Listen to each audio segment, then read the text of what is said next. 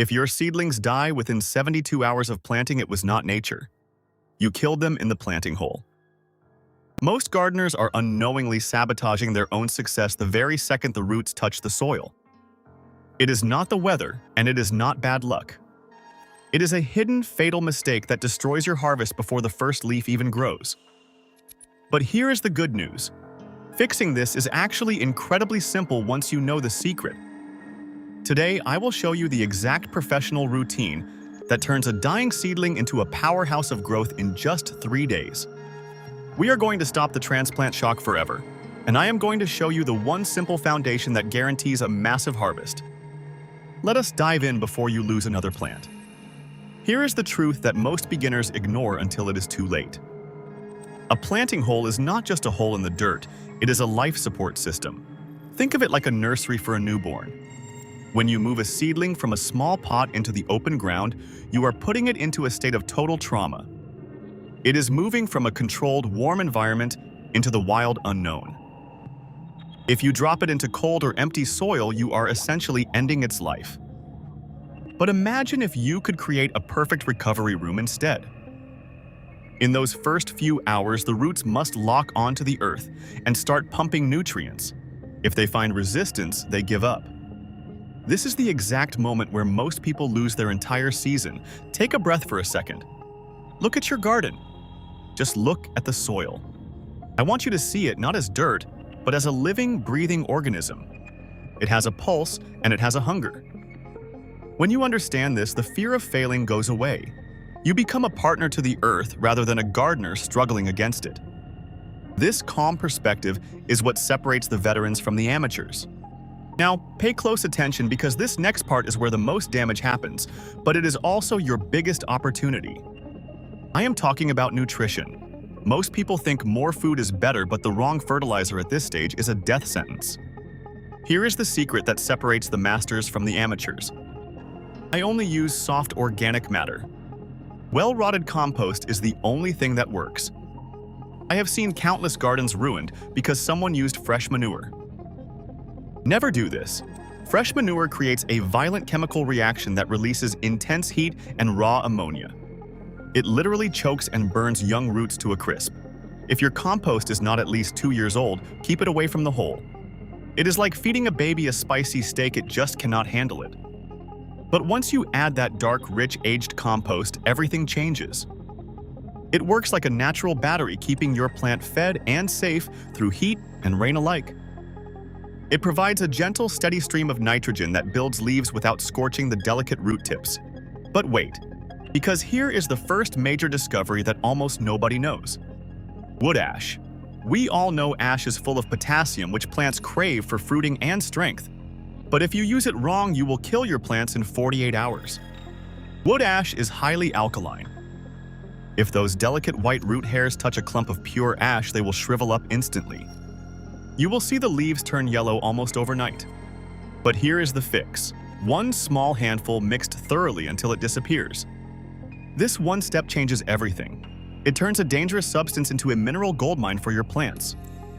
If you skip the mixing, you are effectively salting your own earth. But if you do it right, you are giving your plants superpowers. Think of wood ash, like salt in a soup. A little bit makes everything better, but a whole cup ruins the meal. Now let us walk through the 5-step formula that separates the masters from the amateurs. If you miss even one of these steps, your plants will struggle while your neighbor's garden takes off. Step 1 is the size of the hole. Most people dig a hole just big enough for the pot. That is a massive mistake. You need to dig a hole twice as wide and twice as deep as the root ball. We are creating a soft landing zone. Imagine trying to run through a brick wall versus running through a thick fog.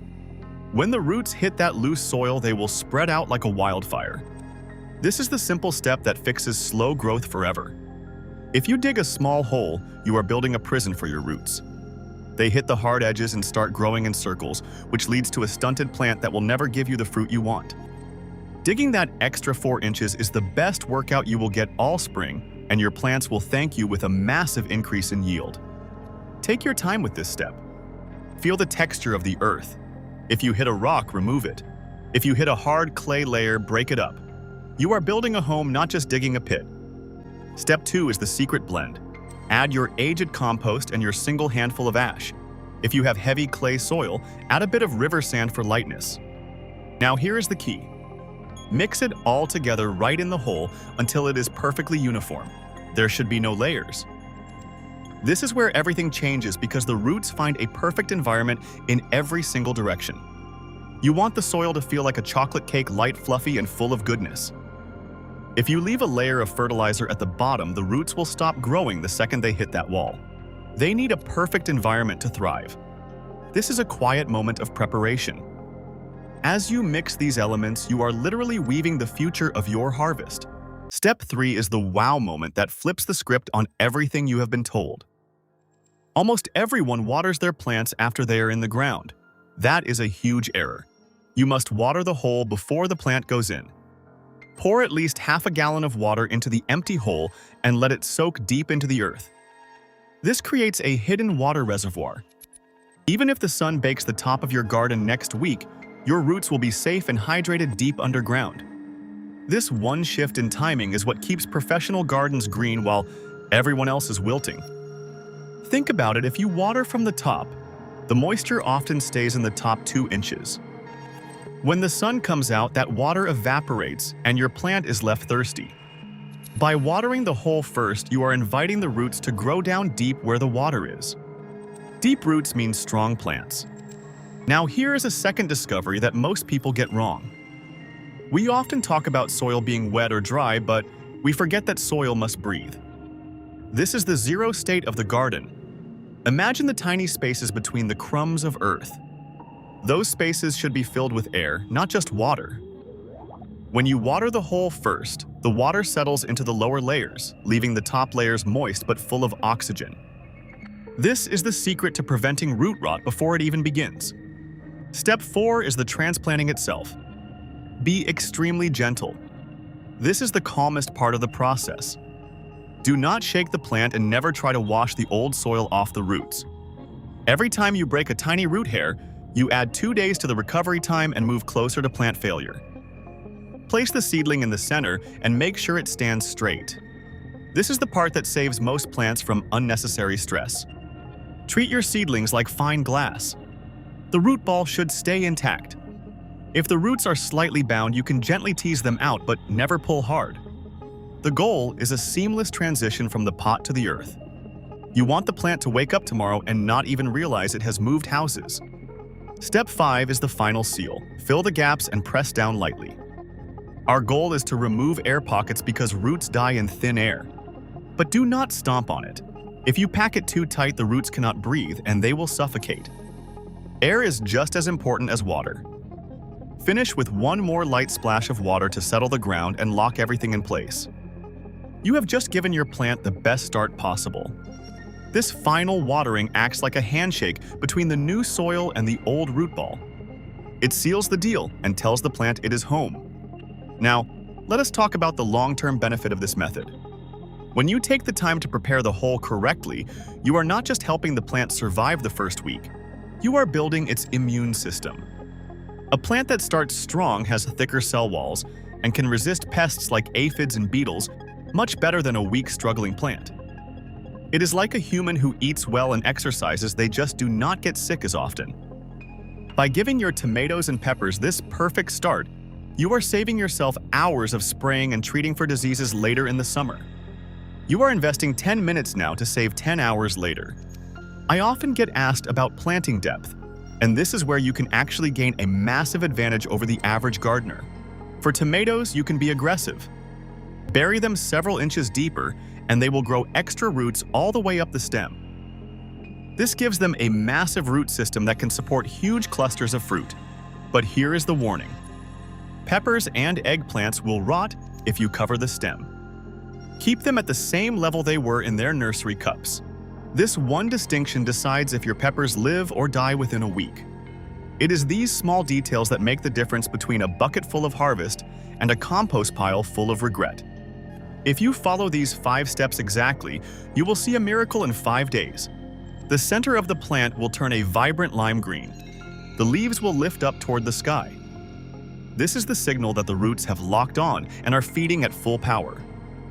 While other people are wondering why their garden is standing still, yours will be charging ahead toward a massive harvest. Spending an extra 5 minutes per plant right now will save you 5 weeks of frustration and a lot of wasted money. You will notice that your plants do not wilt in the afternoon sun, and they do not need constant attention, because they have everything they need right there in the hole. This is how you win the gardening season before it even starts. When you see your plants getting thicker and stronger every single morning, the work becomes a pure joy. Gardening should not be a struggle against nature, it should be a partnership.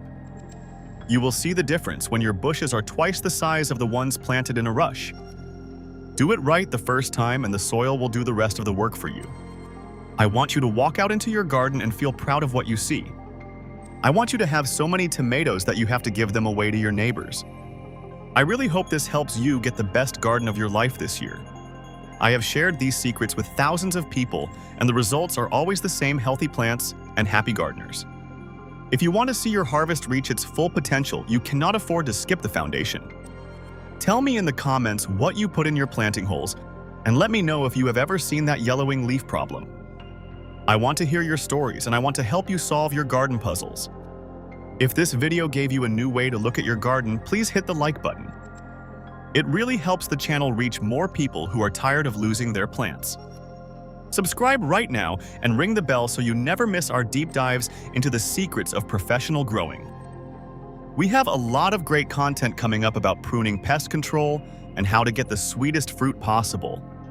Share this link with a friend who is getting ready to plant their garden this weekend. Let us help everyone grow their best garden yet. I wish you the strongest seedlings, a perfect growing season, and a harvest that breaks all your previous records. I will see you in the next video. Keep growing and stay green.